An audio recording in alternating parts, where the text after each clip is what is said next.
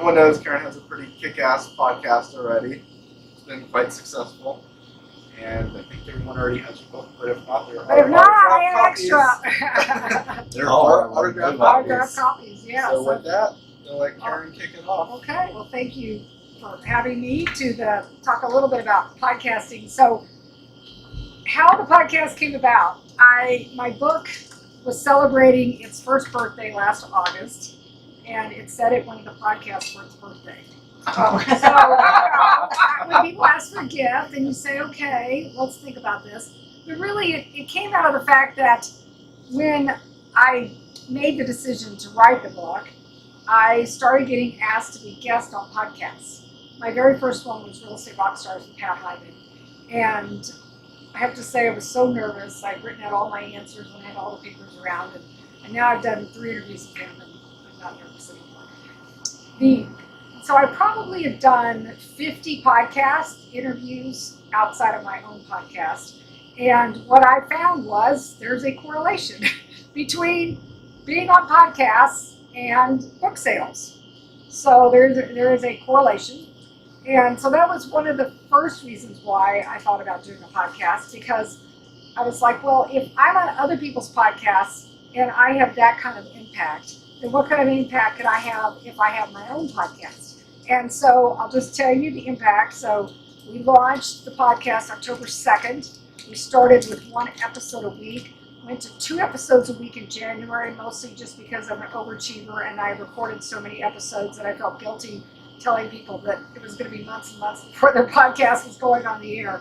So we've been doing 2 a week since January. So today's was the 58th podcast to go on the air or go into iTunes, Stitcher, Overcast, the podcast providers.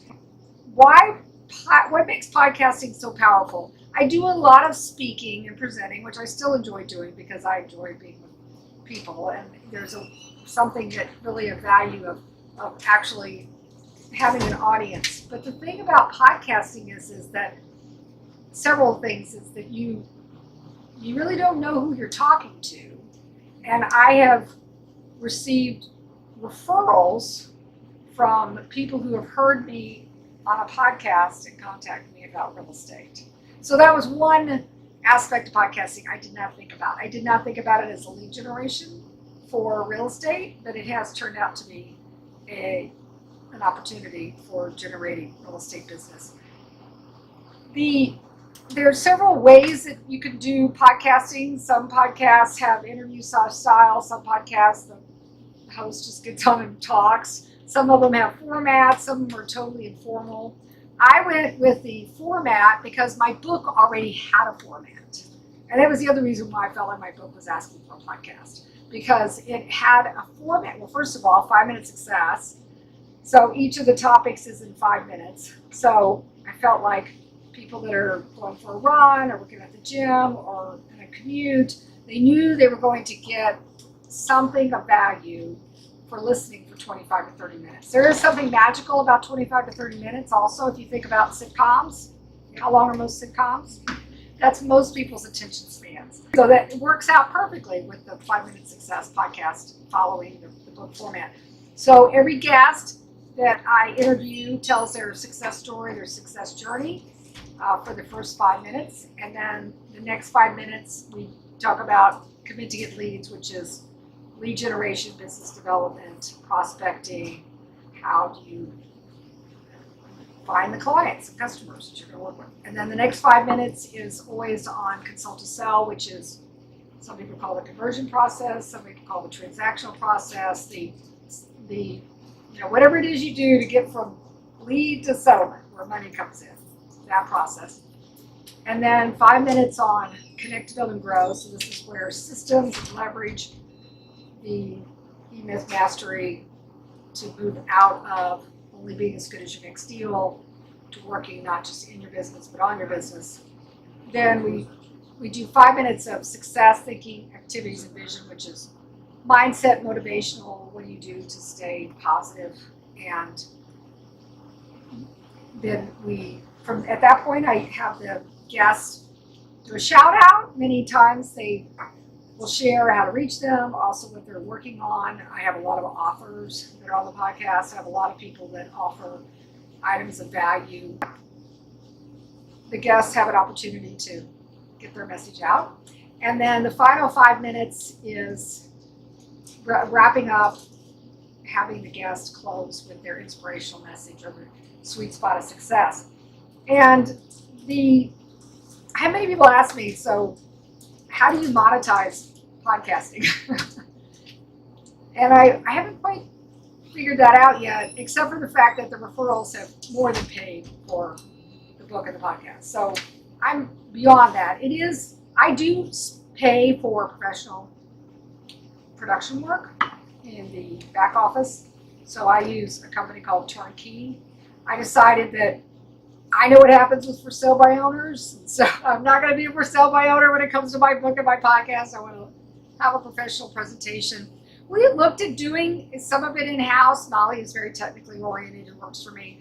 It's just that time-wise, I didn't want to invest her time in and Turnkey does a great job. They provide a lot of value for the services for 2 episodes a week. They do all of the sound production, do all of the show notes, and prep it for going up on Libsyn is what we use as our server that pushes out to iTunes, Overcast, and Stitcher, and other podcasting production. And then Molly does, in my office, she does the graphics. So like all the graphics that are associated with the podcast, Molly does. I do all of the guest selection. I am wanting to achieve a mix, and it's not like an exact science. I am a woman. It's very important to me. I have at least as many women as men. Another thing that hit me when I got into podcasting, it's a very heavily male field. It's probably at least 80-20. 80% of the podcasters are men. There's very few women. And I wanted to give women more of at least an equal voice. It's more challenging than you think. The guest selection, I also find it's like any type of lead generation. So I put out requests to guests, and some people answer right away, and some people you have to ask them 5 times. So then you have to decide how much you want to go after a certain guest. Obviously, if I'm trying to get a Pat Flynn, I'm going to keep going. I'm on his list. He promised me I will get him on my podcast. So I'm in his queue. I've got a couple of other big ones like Jamie Masters, I'm in his queue. David Osborne, I'm in his queue. Mo Anderson is scheduled to be on my podcast. I've got some biggies. I have to really work at those. The protocol is about 3 months is kind of a maximum of putting somebody in a queue. Most people want to get on the show pretty quickly. If they ask for a specific date or time, I do my best to get them in. If they're like launching a book or something, I try and move around. Or if something is happening that they need a certain date, then I work with them on that. So the promotional aspects of podcasting, it's just like all other social media, the more you do it, then the more you get out there. I try and work really hard to get the guests to promote as well, because that's the idea. One aspect about podcasting, which I think is so fantastic, is it's so evergreen. So, I remind guests of that when they start talking. I'm like, think evergreen. Be careful about talking about that it's May or that it was just Memorial Day weekend, because whoever's listening to this episode may be binge listening in August. So think about the evergreen characteristics of podcasting. Now, that being said, people are just like any new episode that comes out on any show that people are always going to want to listen to the first one first. But the idea is we hook them in and they like what they hear, then they'll be more likely. And speaking of liking what they hear, what I was told by the podcast technicians is the better the sound is, the better quality, it conveys the message that you're a professional podcaster and that you want to provide a good quality product for your listener. I work really hard at having good quality. It doesn't mean it always happens. I've had people have the dog come in and I'm like, really? I told you to turn off all noises, including dogs, and they can edit, but I always say, let's start with better sound and try to expect that them to be able to edit it out. And so I record it at my office. I have my own microphone, and I use Zencaster to record on. The other thing that some people have asked me about is why not video? And that was a decision that I made in the beginning as well. I felt like my listener, I call them successpreneurs, my community, would be listeners. And that they would be either running, in the car going somewhere, or folding laundry, whatever. They would be probably doing something else. And that would preclude them not looking at a screen. And what people told me was that if you pull sound from a video, that what you don't realize is people have mannerisms. And they don't speak the same when they're looking at a face as when they're talking, like on a phone. So my next endeavor is to create an online course with the 66-day challenge, Commit to Get Leads. And that'll be a pricier than the book. It'll be $66 because it's $1 a day. And that will be something I will sell on my podcast.